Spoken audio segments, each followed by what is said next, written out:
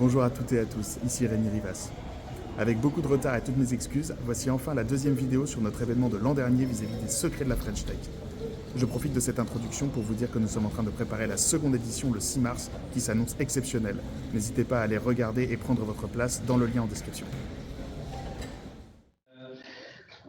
On a vu ensemble comment, pendant cette première partie, comment identifier une opportunité de marché, ensuite créer un partenariat pour dégager des revenus. C'est un levier de croissance parmi tant d'autres.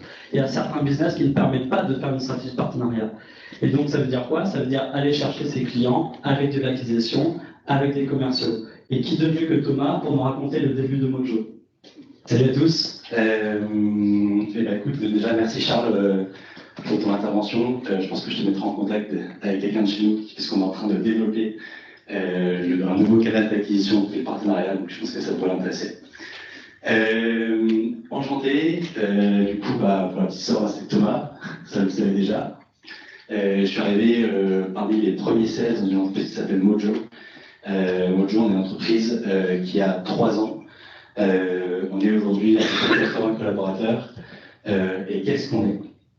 Mojo, pour la petite histoire, on est un outil qu'on appelle d'analyse conversationnelle. Et pour la petite histoire, ça a été monté par 2 entrepreneurs qui étaient des anciens de chez Doctolib et 2 anciens managers sales.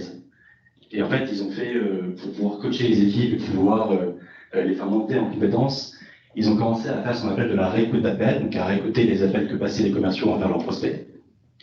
Et ils se sont rendus compte que faire du feedback de manière individuelle à partir de la réécoute d'un appel, ça avait énormément de valeur et ça faisait clairement progresser le commercial dans son travail. Et en fait, le problème, c'est que trouver un appel intéressant à réécouter parmi une bibliothèque de plusieurs milliers d'appels, quand on est une entreprise comme Doctolib qui compte plusieurs centaines de commerciaux, et en fait, ça prenait beaucoup de temps. Et surtout, faire du feedback de manière individuelle, alors que ce feedback-là peut être fait à l'ensemble, peut être appliqué à l'ensemble d'une équipe. Ils se sont dit que ce serait génial d'avoir simplement une petite barre de recherche et de taper un call où on sait qu'il pourrait être intéressant, au lieu de faire du picking et de trouver parmi 5-6 calls le plus intéressant à écouter en priorité. Donc l'idée de Mojo est partie de là. Aujourd'hui, on est ce qu'on appelle une plateforme collaborative où évidemment notre premier pilier, ça va être d'améliorer la performance des commerciaux.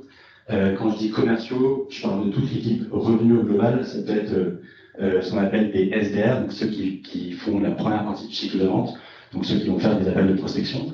Ça peut être les sales, qu'on peut appeler également des accounts exécutives, mais toutes les équipes CS, donc ceux qui vont s'occuper de la rétention, que Roman d'ailleurs nous parlera par la suite. Donc ça, c'est vraiment le premier pilier de Mojo, c'est comment faire en sorte d'homogénéiser la performance commerciale, parce que dans toutes les entreprises du monde, il y a souvent ce qu'on appelle un top performer, donc des personnes qui sont toujours au-dessus de la moyenne, qui performent plus que les autres. Et l'idée, c'est comment on vient réduire cette disparité de performance au sein d'une équipe commerciale. Je vous donne un exemple. Encore hier, je parlais avec une entreprise. Le top sales ramenait 1 million d'euros à l'année et le moins bon ramenait 100 000 euros à l'année. D'ailleurs, il était même pas rentable, ce sales-là. Et donc, en fait, il y avait un ratio de 1 à 10. Et du coup, le but, c'est de comprendre qu'est-ce qui fait la différence et pourquoi ce top performer ramène chaque année 1 million d'euros et comment je peux faire en sorte que le sales moins bon puisse atteindre les performances du meilleur. Donc ça, c'est vraiment sur le premier pilier. Le deuxième pilier, c'est que on s'est rendu compte que, et moi en tant que sales, je peux en parler, la data dans le CRM, c'est quelque chose qui est très important, mais c'est des tâches qui sont souvent très répétitives, qui sont très ennuyantes, qui prennent beaucoup de temps. Et pour vous donner une stat très simple, un commercial passe entre 10 et 20% de son temps par semaine à faire du reporting sur le CRM, à faire des comptes rendus de réunion, à remplir des champs CRM obligatoires. Et en fait, 10 à 15% de temps par semaine, il pourrait plutôt les passer à faire des calls et à vendre. Et donc en fait, le constat est parti de là. Donc comment réduire ces tâches à faible valeur ajoutée, mais qui en fait sont primordiales pour des personnes qui sont au-dessus et qui prennent des décisions stratégiques par rapport à ce qu'il y a dans le CRM. Donc comment maximiser la data et de manière complètement automatique. Et enfin, on s'est rendu compte, c'est lié au troisième pilier, c'est que toutes les comment révéler, si vous voulez, la réalité client pour toutes les équipes transverses d'une entreprise. Une équipe marketing, une équipe produit, une équipe opération, elles ont besoin d'avoir des feedbacks de ce qui se passe sur le terrain. Et ce qui se passe, c'est que dans la plupart des boîtes, aujourd'hui, une fois par mois, on fait un point mensuel avec les quelques commerciaux qu'il y a dans l'entreprise, et on réunit également l'équipe marketing et l'équipe produit pour dire quels sont finalement les retours que vous avez eu ce mois-ci par rapport à l'offre marketing et les nouvelles fonctionnalités qu'on a développées dans notre produit. Et en fait, le problème, c'est qu'aujourd'hui, ces équipes-là, elles se basent du coup sur des intuitions. Donc en fait, quels sont les retours des commerciaux. Mais en fait, grâce à Mojo, on vient révéler cette réalité client pour que ces équipes transverses puissent chercher à la source des insights terrain qui puissent driver leur roadmap marketing produit dans les prochaines années. Donc ça, c'était voilà pour la présentation de Mojo. Aujourd'hui, on est à peu près 400 clients. Enfin, on a à peu près 400 clients. On équipe tout type d'entreprises. Ça peut être la startup qui s'est créée il y a 6 mois et qui compte quelques sales, comme Bouygues Télécom qu'on a signé très récemment, qui eux ont une force commerciale de plusieurs centaines de personnes. Et du coup là, pour revenir peut-être juste un peu avant, je suis arrivé en tant que un des premiers sales d'entreprise, et le but quand je suis arrivé, c'était comment aller chercher nos 100 premiers clients. Donc comment faire en sorte d'attirer aussi les investisseurs, et comment faire en sorte de automatiser et processer notre cycle de vente pour qu'en fait on puisse grandir rapidement. Et donc en fait ça passe par plusieurs étapes. La première étape, c'est comprendre qui va acheter Mojo, qui va acheter notre produit. Et donc en fait c'est pas comprendre et pas connaître son user persona. On sait qui sont les users de Mojo, ça va être des commerciaux, mais qui va acheter finalement Mojo, parce qu'un commercial peut être fan de Mojo, mais c'est pas lui qui tient les rênes du budget. Et donc en fait, c'est comment comprendre et connaître notre buyer persona. Et du coup, en fait, il faut tout simplement se mettre dans la peau de ce buyer persona. Donc un buyer persona chez Mojo, ça va être typiquement un VP Sales d'une boîte qui détient un budget et qui du coup peut acheter un outil pour optimiser les performances de son équipe. Et donc en fait, il faut se poser tout simplement 2 questions. Quel besoin aujourd'hui notre produit ou notre service résout, et qui utilise aujourd'hui notre produit? Et en fait, à partir du moment où on se met dans la peau de notre buyer persona, on est capable de définir certains critères. Quand je suis arrivé chez Mojo, j'étais sur LinkedIn et je tapais dans la barre de recherche Sales, et je me suis dit, je vais appeler toutes ces personnes-là. J'explique le nombre de personnes avec qui je vais appeler.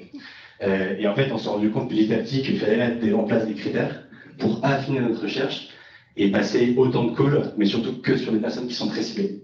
Et donc aujourd'hui, on a mis en place 4-5 critères qui sont clés pour que lorsqu'on appelle quelqu'un, on puisse s'adresser directement à la bonne personne et que en fait, notre produit, ça attire.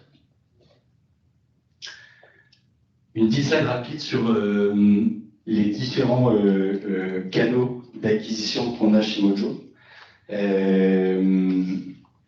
Pour vous donner un ordre d'idée, c'est un petit chiffre qui montre qu'on a 500% de croissance en 2 ans, mais ce qui est important de savoir, c'est qu'aujourd'hui, Mojo, on est une boîte qui est outbound. Pour ceux qui ne connaissent pas trop ces termes, c'est-à-dire que c'est une boîte qui va aller chercher eux-mêmes nos propres prospects. On n'est pas trop une boîte qui va attendre que les prospects viennent vers nous. Et donc, comment faire en sorte de maximiser ces 3 canaux d'acquisition pour qu'on puisse mettre en place un cycle de vente qui soit cohérent. Et donc, typiquement, nous, chez Mojo, on a une partie donc, très très outbound qui représente à peu près 70% de notre revenu. Et ça passe évidemment par du cold email. Mais je pense que la plupart des entreprises aujourd'hui ont compris à quel point le cold call était hyper important. Parce que c'est ça qui va nous permettre de détecter le plus d'opportunités.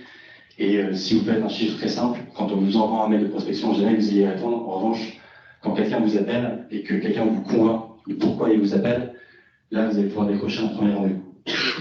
Donc, tout l'enjeu, c'était de mettre en place cette stratégie outbound et comment faire en sorte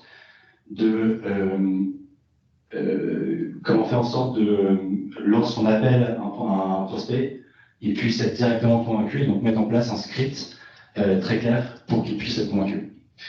Et après, évidemment, on a un peu d'inbound et de referral. Quand on est une jeune boîte, on n'a pas forcément beaucoup d'argent, on est confronté au budget.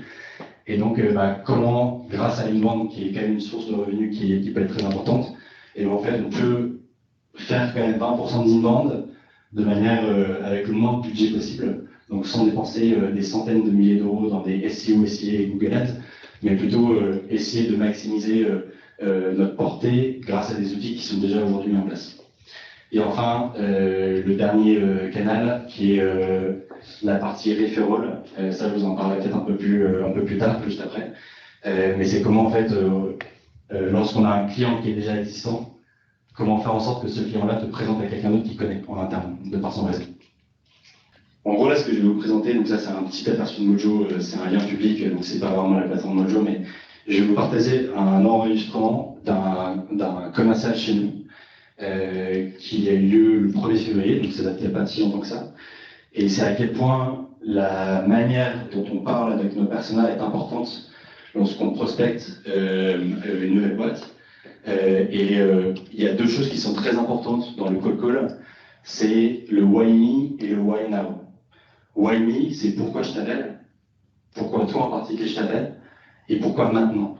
Pourquoi c'est important que je t'appelle maintenant. Parce qu'une personne, quand vous allez l'appeler, en fait, vous pouvez penser que c'est un livreur de pizza ou la dernière commande HelloFresh que vous venez de faire. En revanche, moi en tant que commercial, je sais tout de mon prospect, je sais ce qu'il fait, je sais quelle tête il a parce que j'ai une photo de lui sur LinkedIn. En revanche, quand quelqu'un m'appelle, je sais même pas qui c'est. Donc c'est comment faire en sorte que je t'appelle pour une très bonne raison et je t'appelle maintenant pour une très bonne raison. Et donc en fait, je voulais simplement vous immerger un peu dans un enregistrement d'appel. On a félicité d'ailleurs parce que Cataline, qui est du coup un sales chez nous, qui est arrivé le 4 janvier, donc il y a 2 mois, et qui dès le début, en fait, grâce à Mojo, a su prendre les très bonnes pratiques qu'on avait déjà mis en place. Je démarre. Allez. Oui, allô? Oui, bonjour Jordan. Oui, c'est moi-même. Bonjour Cataline à l'appareil de chez Mojo.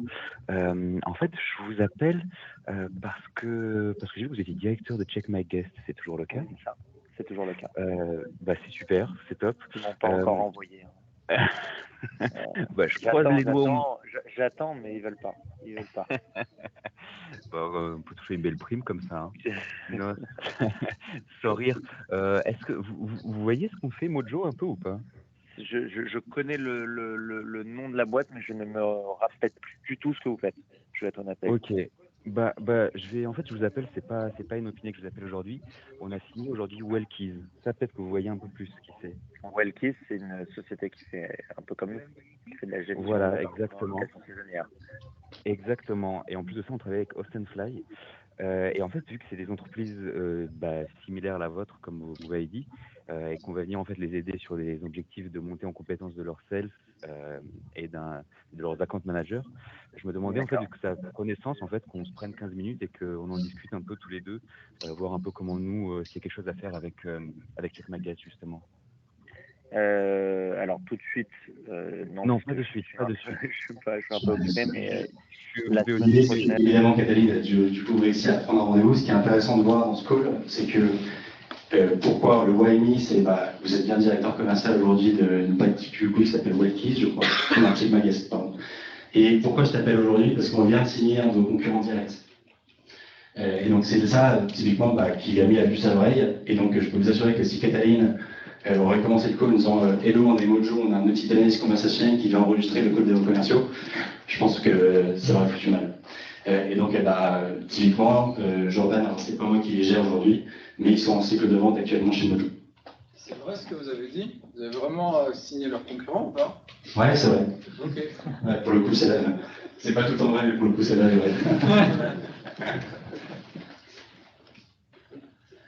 Le deuxième canal, peut-être pour faire un focus sur l'inbound, qui du coup représente à peu près 20% aujourd'hui de la source de revenus chez Mojo, c'est via une newsletter sales.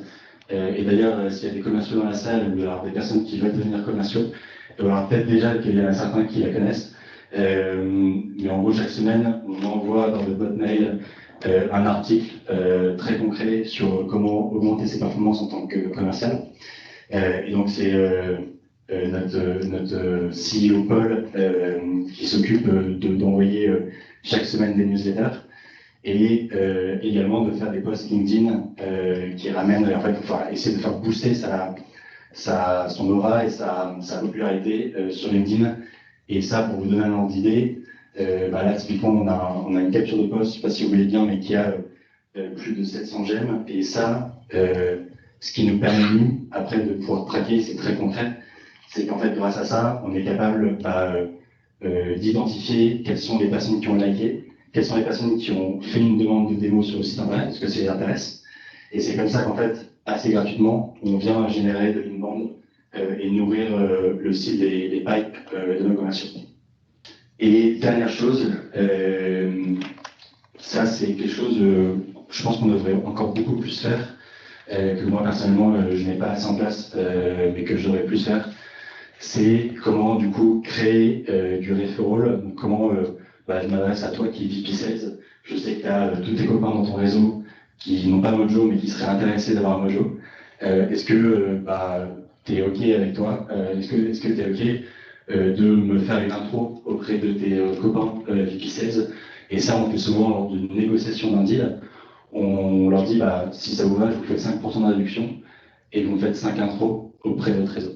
Et ça permet tout simplement d'avoir des mails comme celui-là où Amaury qui fait un mail d'intro à un de ses copains en disant Hello, j'ai amélioré mes pertes de 20% grâce à Mojo. Je te laisse en discuter avec Grégoire, mais je pense que ça pourrait être vraiment sympa pour toi. Une fois qu'on a fait tout ça, c'est comment on arrive à convertir finalement nos opportunités.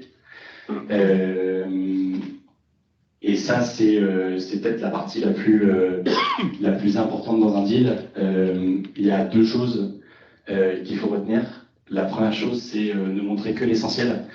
Il y a pas longtemps, j'ai écouté un podcast d'un mec qui fait pas mal de vidéos sur YouTube sur le job de sales, et il parle de dilution de la valeur. Et je trouvais ça vraiment stylé, dans le sens où aujourd'hui, Mojo répond à une multitude de cas d'usage, mais une personne qui nous demande une démo, ou à qui on va faire une démo, on veut uniquement lui montrer ce qui va l'intéresser. Et si on commence à montrer toute la plateforme, et ce qui va arriver à la fin, c'est que Mojo soit est trop cher, ou en fait répond est beaucoup plus performant que je le pensais, et donc en fait c'est beaucoup trop compliqué pour moi de mettre Mojo en place. Si je vous fais peut-être un exemple un peu plus terre à terre, imaginez-vous que vous êtes dans un désert, vous mourrez de soif, et là il y a quelqu'un qui apparaît devant vous, donc il y a personne à rendre, il y a quelqu'un qui apparaît devant vous, et qui vous tend une bouteille avec à l'intérieur 10% d'eau et 90% d'excréments humains. Et vous lui dites, ça coûte 100 €. Qu'est-ce que vous répondez? Je pense non. Pourquoi? Parce qu'en fait, la personne en question qui veut absolument avoir de l'eau va te dire, honnêtement, Thomas, je suis chaud d'acheter ta bouteille d'eau, mais uniquement les 10%, et pour moi les 10% ça vaut pas du coup 100 €. Et c'est là du coup la dilution de la valeur paraît beaucoup plus concrète, c'est comment du coup on va uniquement montrer les cas d'usage et les fonctionnalités qui vont plaire à notre client et ne pas montrer l'ensemble de ton produit. Et enfin, la variable qui devient depuis maintenant quelques mois, qui a pris une place prédominante dans notre cycle de vente, c'est la partie ROI. Moi, ce qui est génial, c'est que mon job de sales a complètement évolué depuis 1 an et demi. Il y a 1 an et demi, l'écosystème tech et même les entreprises de manière générale, c'était la croissance à tout prix. Souvenez-vous, il y a encore 1 an ou 6 mois, on avait des levées de fonds toutes les semaines de 500 millions, 100 millions, 200 millions, donc les entreprises avaient énormément d'argent.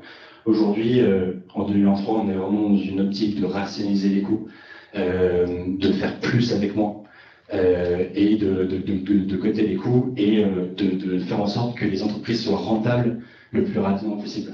Donc c'est vraiment le net income qui va nous intéresser. Et du coup, c'est comment, grâce à Mojo, on va avoir une approche qui est différente. Et moi, du coup, systématiquement, dans mon cycle de vente, j'ai rajouté une étape Bon, avant, je vendais Mojo uniquement à des VP 16 ou des dev 16. Aujourd'hui, je dois vendre Mojo dans un premier temps à des VP 16 et des dev 16, mais je dois également vendre Mojo à la fin à un DAF. Aujourd'hui, je parle à la fin de mon cycle de vente qu'avec des directeurs financiers. Et du coup, j'ai rajouté carrément une étape dans mon cycle de vente où je propose tout simplement un case et ROI, où je leur explique, voilà votre challenge, voilà ce qu'on propose, voilà le ROI que vous pouvez en avoir dans 3 mois, 6 mois, 9 mois, 1 an, et voilà du coup ce que ça va vous coûter. Et en fait, on a mis ça en place il y a 3 mois maintenant, et ça a drastiquement augmenté notre taux de conversion. Voilà pour la présentation, je suis disponible à la fin si vous avez des questions pour en parler. Merci Thomas.